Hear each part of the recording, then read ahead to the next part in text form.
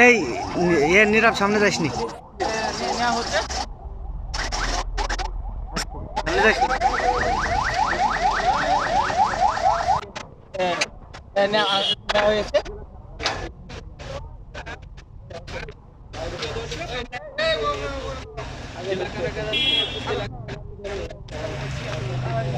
যে মেহেরপুর পুরাটা নিরাপত্তা নিয়ে জনপ্রশাসন সাবেক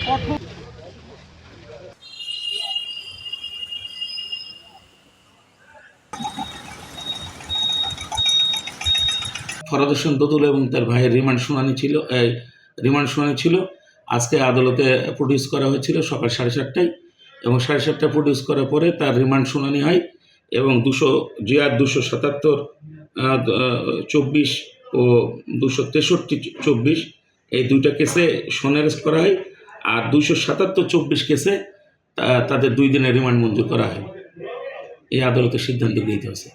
বিষয়টা হচ্ছে যে এটা প্রশাসনিক ব্যাপার, এটা তো আমি এটা বলা আমি একবারে নিশ্চিত না। টাইমটা করেছে 7:30টায়, এটা আইনগতভাবে এটা আমাকে পাবলিক প্রসিকিউটর হিসাবে জানানো হয়েছে হাজির হওয়ার জন্য। আমি এখানে হাজির ছিলাম। একটা মামলা করেছিল বৈষম্যবিরোধী ছাত্ররা, করেছিল 277 24, আর 263 24 করেছিল হাসনাত জামান, বাড়ি আশরাফপুর। দুইটা কেসই সন্ত্রাস দমন আইনের মামলা। আদালতের কাছে রিমান্ডের পিটিশন করেছিল 5 দিনের, 2 দিনের রিমান্ড মঞ্জুর করেছে। রিমান্ড মঞ্জুর করে জেলগেটে জিজ্ঞাসাবাদের আদালত সিদ্ধান্ত নিয়েছে। আমাদের আদালতের সিদ্ধান্তের উপর আমাদের অভিমত কি থাকবে? আদালত যেটা ভালো মনে করেছে সেটা করেছে।